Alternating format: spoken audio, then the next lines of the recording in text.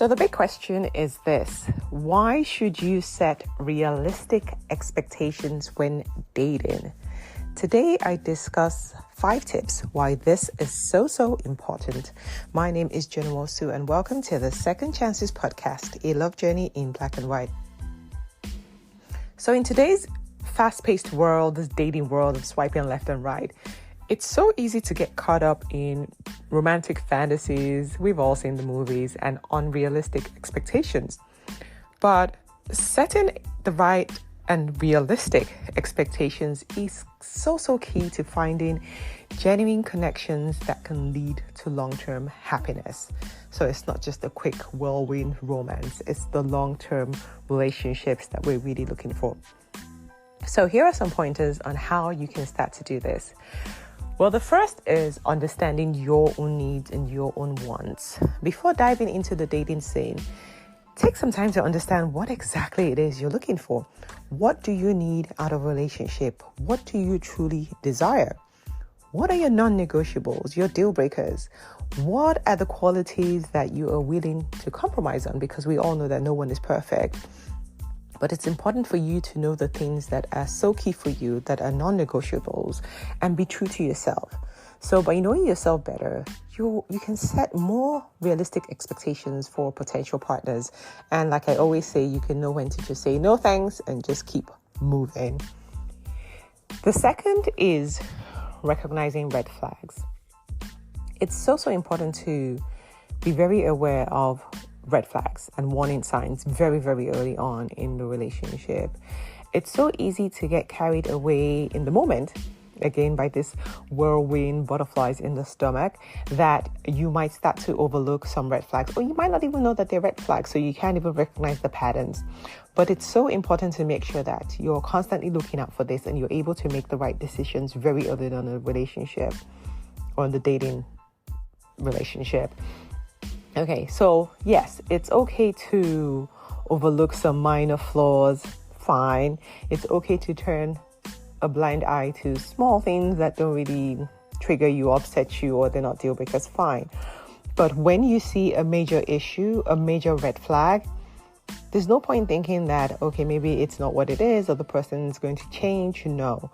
When you see big red flags, you need to be able to make a decision, because it can only lead to frustration and disappointment down the road. So setting realistic expectations includes you being able to discern what and who you choose to invest your time and energy in.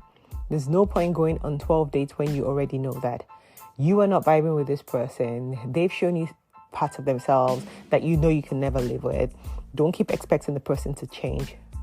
Be bold and courageous enough to make the right decisions and not waste your time or waste their time. So recognize those red flags. The third is around embracing imperfection. So like I said, no one is perfect, and that is true, right? And expecting perfection from a potential partner is just you setting yourself up for failure. You are going to be disappointed. So here's what you do instead. Embrace imperfections. Again, remember, there's the minor and then there's the major red flags. Embrace imperfections and be open to recognizing that there's no perfect relationship. There will always be ups and downs. There will always be challenges, right? It's a package. It's a full package.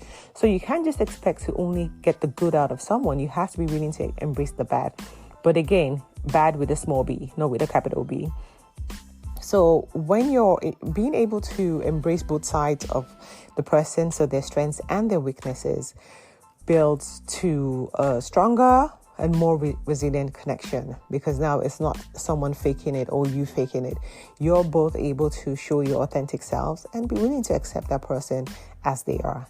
If they're not someone that you can accept from the onset, you're not going to accept them later on. So there's no point. Okay, so embracing perfection. The fourth one is communicating expectations. In a relationship or while you're dating, it's so important to be able to communicate effortlessly, right? You have to be open, right? You have to be open and honest about what your expectations are from the start. There's no point going on 6 dates only to find out that you're not looking for the same things. What's the point in that? So don't go assuming what their expectations are.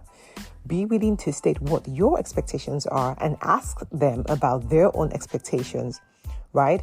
When both of you are open and honest about what it is that you're looking for, then it's easier for you to decide whether you're going to move forward, or maybe you just need to set some boundaries, whatever it is. But at least there's no misunderstanding about what either of you want, right? That can lead to conflict in the line, because that person might just say, well, you never asked me that, or I never said I was looking for that. And now you're so invested, it's now painful, it's disappointing. You can avoid all of that. The last point I want to talk about is focusing on connection. So I know, again, this whole butterflies in the stomach, you want XYZ, largely based on superficial, artificial things that are so fleeting. But that's not what really builds a real, genuine connection and relationship.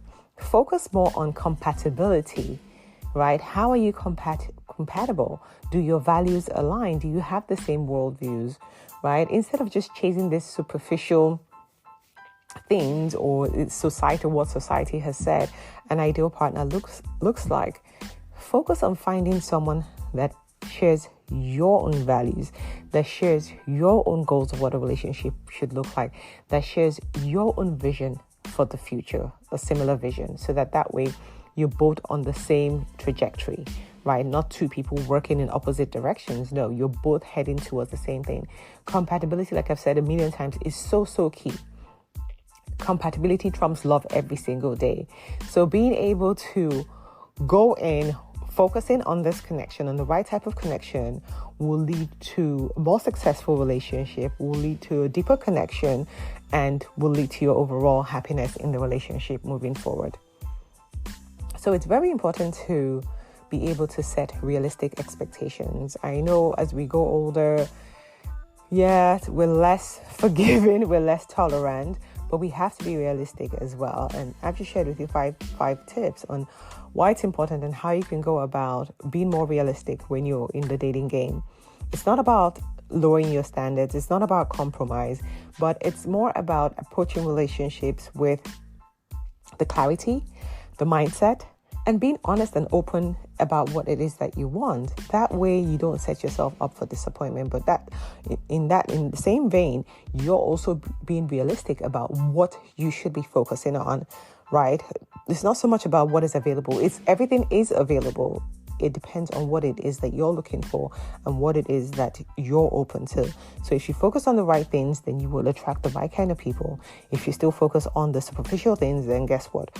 You will keep attracting the kind of people who are very, very flaky, who are fleeting, who at a deeper subconscious level don't really align with your true essence, who you truly are, your authentic self, and your true desires for a long-term partner.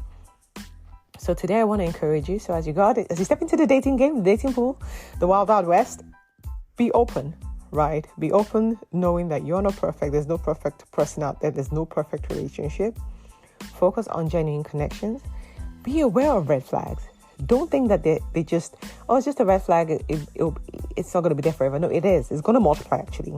So recognize those red flags and be willing to walk away. Communicate effectively from day one. Set your expectations and know that if the person doesn't want what you want, it's okay to say thank you for a lovely date or dinner, goodbye, see you later, or maybe not. Okay?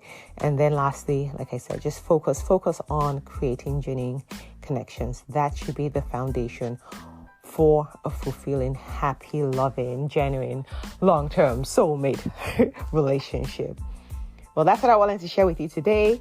Thank you for listening to today's episode on the Second Chances podcast, a love journey in black and white. Remember, no matter what, never give up on love. Till next time, sending you love and light.